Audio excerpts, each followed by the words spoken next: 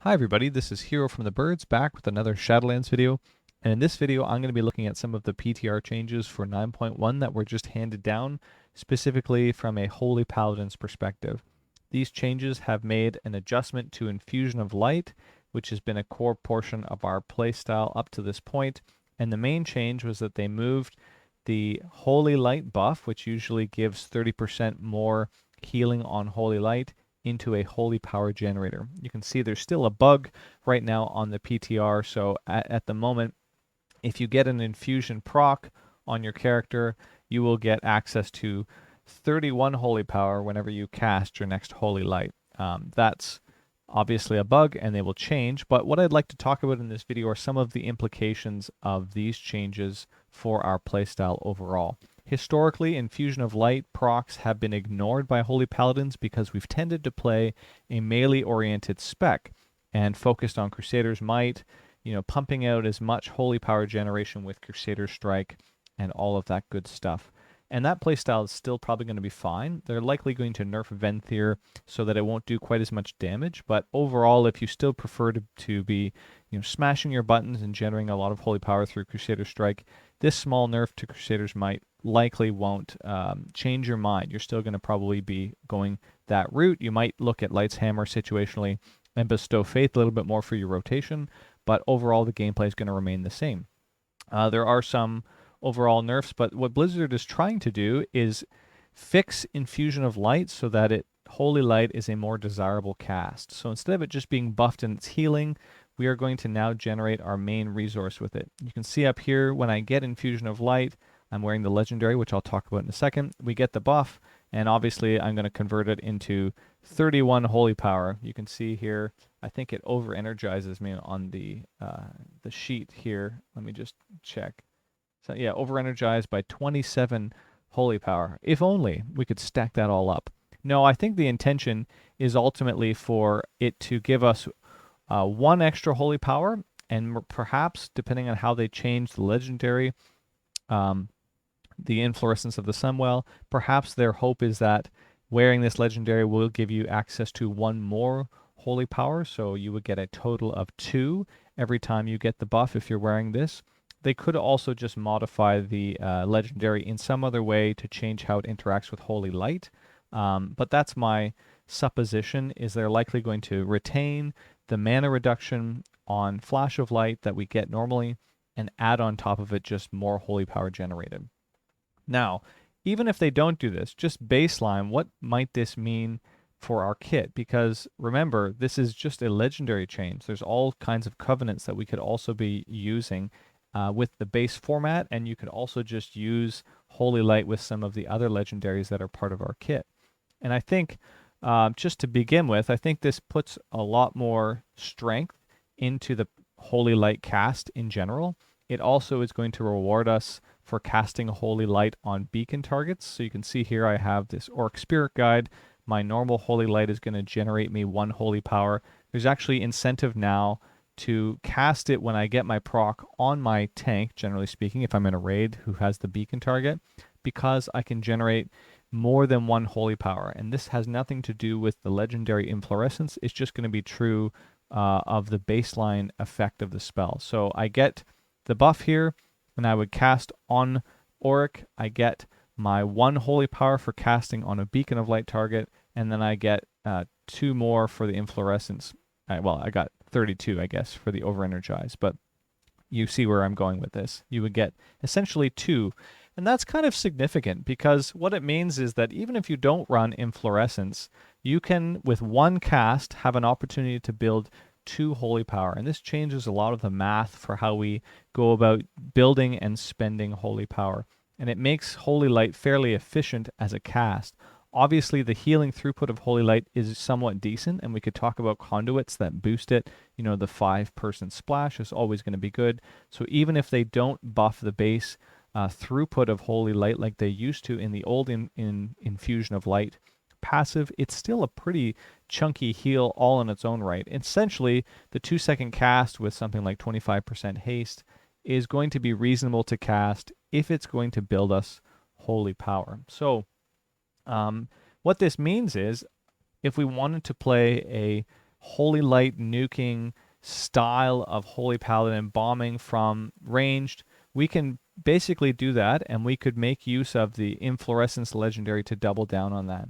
Essentially, even if we don't have Inflorescence, whenever we get the buff, we can count on casting on a Beacon of Light target producing, I think, probably 3 Holy Power. That's likely what Blizzard is aiming at. So if you don't use the legendary Inflorescence, you get the buff, you cast your 1 Holy Light on a Beacon target, you get 3 Holy Power guaranteed. That's amazing, actually, because it corresponds with our use of Word of Glory or Light of Dawn. And the implications of this for raids is that we can start to think about how it might synergize with different covenants, like Necrolord, for example, which has access to Vanquisher's Hammer. And Vanquisher's Hammer is going to, convert some of our GCDs into more efficient GCDs, meaning when we cast the hammer, we get a holy power, so it's holy power neutral, just like Crusader Strike, except that it's going to buff our next spender to give us Light of Dawn as well. So that converts 1 moment of a GCD into 2 uses of holy power spenders. So now you imagine you have this change here. You get your buff, maybe you don't have Inflorescence on, your hammer proc is currently going out. You cast 1 Holy Light on your beacon target, get 3 Holy Power, and immediately convert that into both a Word of Glory and a Light of Dawn. That's pretty efficient, and in fact, it makes use of these interactions in our talent tree. Divine Purpose and Awakening, which we've talked about many times, and it's pretty good synergy. Not only does Necrolord have a lot of synergy for these 2 pieces, but the idea that Holy Light would produce more than 1 Holy Power in a GCD is also very tantalizing for the kind of uptime we can get on wings. So let's be honest, guys.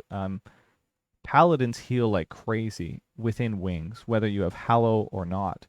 Outside of wings, it's just mediocre. So part of the scaling that we're looking at is how can we get, as the expansion goes on, more wings uptime. And Divine Purpose and Awakening really fulfill that steady development of wings. And so too, if you're playing Necrolord Covenant, you can expect, more holy power spenders being generated equals more uptime on wings through Awakening. And I think the idea that you would convert, a 2-second cast into more than 1 holy power brings a lot of synergy for that covenant. What about Venthyr? Can we still use Ashen Hallow and bomb heals? Of course you can. There's just going to be that added pressure, depending on which legendary you're using, about what you're going to do to fill. Remember that Ashen Hallow and Venthyr is going to prioritize Hammer of Wrath as a button, because it's essentially a free holy power. It doesn't cost us any mana, and it builds that holy power. But also on top of that, if our infusion procs are giving us multiple holy power per cast of Holy Light to use up the infusion buff, it's going to rejig the priority of our spells in some regard. So I think Venthyr is probably going to be fine, but if you want to do Venthyr and start to take advantage of these infusion, you might be weaving some Holy Lights in from melee every time you get an infusion proc. And this would be true whether you used Inflorescence or you chose to use some other legendary. Night Fae, which has some changes for their own legendary on the PTR, is actually one of the ones that I'm most interested to take a look at. And the reason for that is you can make use of the baseline change to Infusion of Light and be more of a caster-oriented Holy Light spammer, and then you can use those buffs and use the legendary to make better use of the seasons, the blessings of seasons. What does that mean? Well, there's a thing on the PTR that basically offers a legendary to you that makes your seasons benefit people at 100% of the rate for 10 seconds after, I believe after each season expires is how it's worded. So essentially you get a short but bursty version of whichever season is going on. And that fits in for a kit that's looking to really amplify the raid. So you get CDR, you could put it on yourself for the extra healing that you might get, and that can complement just the basic play style of a Holy Light spending caster. You could obviously do that if you wanted to do the melee version as well. It's just that one of the things that a casting Holy Paladin has is a little bit of time to think about things, usually from ranged. You're not so spammy with your buttons. So Night Fae is probably just like there's no extra synergy on top unless you're talking about maybe getting a bit more cooldown for our wings. So maybe there's some wings uptime there. But it doesn't it seems to be kind of neutral to me and would work fine with the build. No basic synergies. And finally, Kyrian, of course, which we're here today. Kyrian, I think, remains probably the same power level if you have this change in place. One of the problems, of course, of trying to eat up Infusion of Light casts is it places a lot more of your emphasis on getting out your Holy Lights at the appropriate time. And this would be especially true if you're trying to play Kyrian and also play Inflorescence of the Sunwell. So you're going to press Divine Toll. You're going to fill up your Holy Power bar. You want to make use of this Holy Power before you cast Holy Light. Obviously, the synergy here is like it normally is, that Infusion of Light is going to give you almost automatically, due to how many shocks go out, a proc of Holy Light and a proc of Infusion. That means you're going to be casting. Now, there is some interesting stuff. If you use the legendary, let me just switch to it here. Which one was it? I think it's the new legendary that we had going, the Radiant Embers. If this ends up being swapped out and really legitimate, oh, why can't I do that right now? Please put that on. I can't. I'm in combat. I'm in combat with something. I'll get out. In other words, if you use this Radiant Embers legendary, what you can expect is a steady diet of holy shocks to go out after your Divine Toll is cast. Now, it's kind of bugged on the PTR because it won't allow your Divine Toll to reset, so it'll keep, every time your shock goes off for this little buff that you get, it'll reset the CD of Toll. I expect that will be changed, but this is also another really interesting interaction. So we're skipping out on Inflorescence because we don't need the buff to Holy Light so much, and we don't really have time to use up both of the casts of Holy Light within the window of time before our Holy Shot comes back on. But instead, what we can do is make use of having a more frequent access to Holy Shocks in general. So there's going to be more Infusions of Light because we're going to have more Holy Shocks after Toll goes out. So something typical of this would be we press Divine Toll, we get our Infusion proc, and then we cast Holy Light into Word of Glory on the tank. Something like that. And that would be, 3 Holy Power, use a spender, and then another shock goes off. So we'll do it here. So you get this, we use a spender. We cast a Holy Light, we use a spender. We're going to shock into spender. Holy Light, there goes one into spender.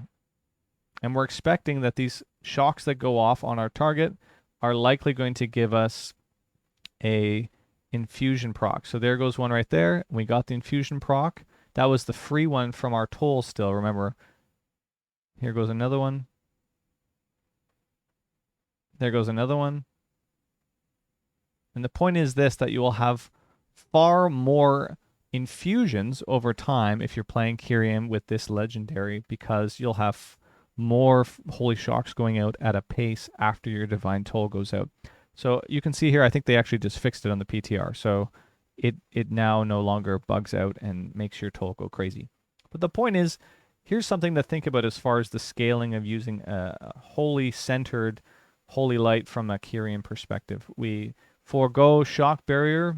Instead, we just think about how all of these Holy Shocks are going to overlap and give us far more access to infusions over time.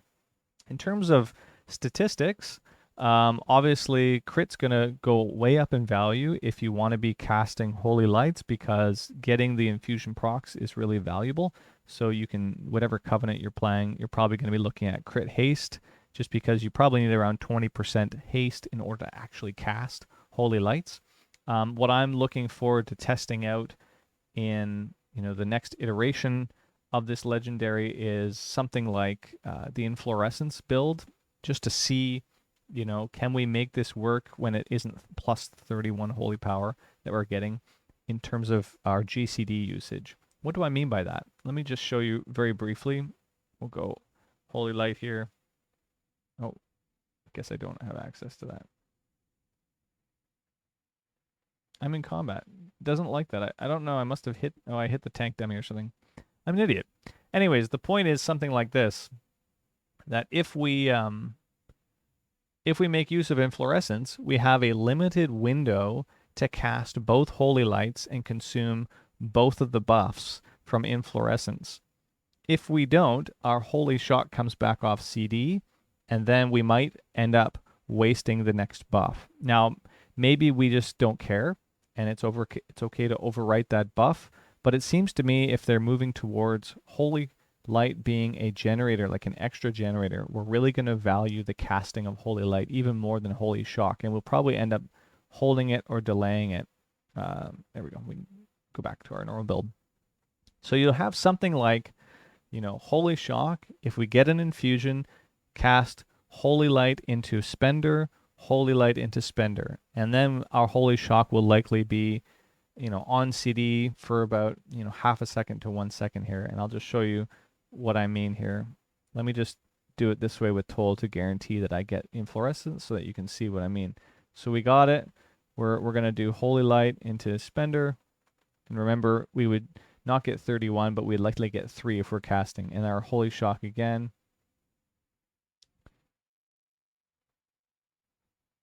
So we didn't get it yet. We got it. So Holy Light into Spender, Holy Light into Spender, and you can see Holy Shock has been off CD for almost a second now after I get back. So essentially, if you play with Inflorescence, really no matter what haste level you're at, you're always going to have this problem of trying to figure out how to weave your Holy Lights into Spenders to get rid of the buff. Now, one of the things we can think about is casting our Holy Lights on, non-beacon targets. So we skip one of the Holy Powers, and then we Holy Shock. We get the buff. Please get the buff. And imagine we spend it down. So then we would cast twice in a row to get 2 Holy Power. The buff's giving me 37 or whatever. But I would get 2 and then 4, so I'd be at 4 Holy Power, and then my Holy Shock would come back off. I would press Holy Shock one more time to go to 5, then we would spend again, and if I got the Inflorescence buff, we would, build once, spend, build once again. But the point is, no matter which way we cut it, if you're playing with Inflorescence of the Sunwell, you're always going to have your Holy Shock come back off CD while you're in the middle of trying to spend that second charge. And that's not a bad thing. It just is something to think about when you start planning out your, your strategy for how to make use of this. Depending on how they adjust the legendary to correspond with this new change to Infusion of Light, it could mean that they skip out on that extra Holy Power and they give back the buff that Holy Light gets, which would be excellent in my mind because we want Holy Light to generate like 2 Holy Power, but we don't necessarily want it to cramp us too much. That would be excellent. It means Holy Light would be even more valuable because it's giving you +2 and the bonus. If they give us 3, fine, but you're going to be eating some of either your Holy Shock window or you're going to be chewing up on some of your Infusion of Light procs. I think overall, guys, this is likely a significant kind of nerf to Inflorescence of the Sunwell for this reason. And that might sound counterintuitive. What do you mean? Now Holy Light's building Holy Power. How could an effect that gives us 2 copies of that, which is going to build more Holy Power, be a bad thing? And the answer is something like this. You don't have time. You will not have time between casting Holy Shocks and casting both of these Holy Lights to get it right. It might not matter because you might prefer to cast the Holy Light instead of the Holy Shock, but this kind of synergy means that we can maybe look at other legendaries to start taking over while we still do a ranged type Holy Paladin build.